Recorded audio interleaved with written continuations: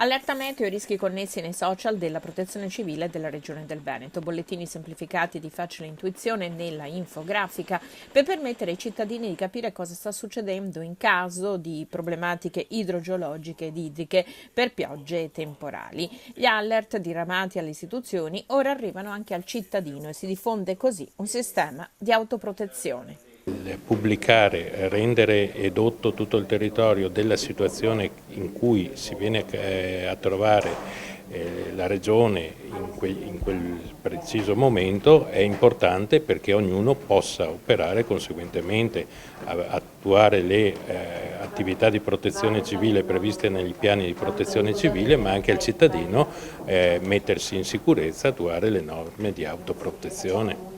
Noi dopo l'evento che ha colpito il Veneto nel 2010, l'alluvione del 2010 che ha investito oltre 200 comuni, ci siamo dotati di un piano che vale 3 miliardi e mezzo di euro di opere di difesa del suolo per la mitigazione del rischio idraulico e idrogeologico. Abbiamo già avviato migliaia di interventi, dal più piccolo al più grande, che valgono tutti insieme circa 1,5 miliardi, più di 1,5 miliardi di euro. Quindi abbiamo fatto tante opere, però ne mancano ancora molte. Di sicuro, avendone realizzate molte, abbiamo ridotto il rischio e questo è testimoniato dal fatto che abbiamo avuto eventi meteo nel 2018, Vaia, nel 2019 l'Acqua Granda, nel 2020 l'evento del 5-6 dicembre del 2020, dove abbiamo registrato precipitazioni piovose di picco superiori rispetto a quelle del 2010, ma non abbiamo avuto mezzo Veneto allagato.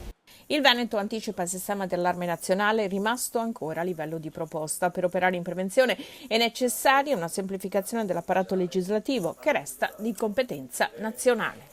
Io credo invece che le regioni siano in grado di intervenire laddove il governo ci dia un supporto dal punto di vista giuridico, con una semplificazione normativa che è necessaria, perché se no questo Paese riesce a fare le opere solo dopo un'emergenza e lo fa dopo un'emergenza perché quando c'è una situazione emergenziale vengono fatte le ordinanze di protezione civile che contengono le deroghe alle leggi e allora è bene che si cambino le leggi in modo da poter fare le opere in tempi ragionevoli in condizioni di pace.